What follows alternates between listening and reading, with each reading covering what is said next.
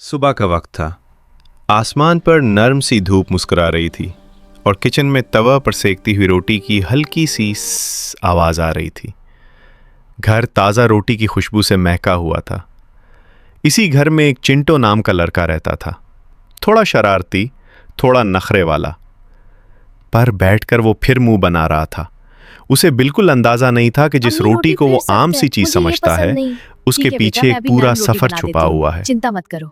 अम्मी रोटी फिर सख्त है, मुझे ये रोटी नहीं अच्छी लगती। ठीक है बेटा, ये लो नई रोटी। शुक्रिया अम्मी। अल्लाह हाफिज अम्मी। रुको दोस्तों, मैं भी आ रहा हूँ। एक दिन स्कूल में ऐलान कल हम हुआ। एजुकेशनल ट्रिप पर जा रहे हैं, पाकिस्तान की एग्रीकल्चर और वीट प्रोडक्शन देखने। सब बच्चे बस में गाने गाते हुए खेत गए। गाने गाते हुए खेत गए, गाने गाते हुए खेत गए। दिल दिल पाकिस्तान, दिल दिल पाकिस्तान, दिल दिल पाकिस्तान है, जान जरान पाकिस्तान। वहां चिंटो ने देखा कि कैसे गेहूं का बीज जमीन में बोया जाता है, फिर पानी दिया जाता है, फिर महीनों तक मेहनत के बाद फसल उगती है। धूप में किसान पसीना बहाकर खेती गेहूं बहुत काट अच्छी लग रहे रही थे। है। हाँ बेटा, मेहनत रंग ले आई। अल्लाह फसल को बढ़ाए। आमीन। फिर उन्हें चक्की ले जाया गया जहां गेहूं से आटा बन रहा था। मशीन की आवाज, उड़ता हुआ आटा, सब देखकर चिंटो हैरान रह गया।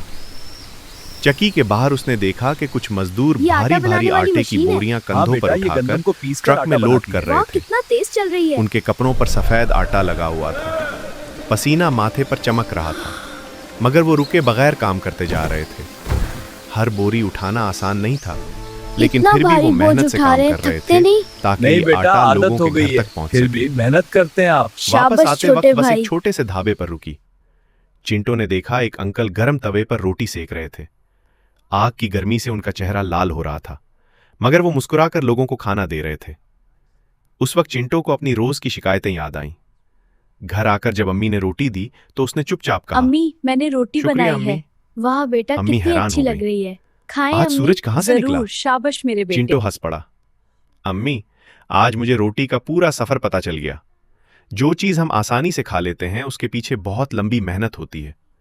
शिकायत से बेहतर शुक्र है।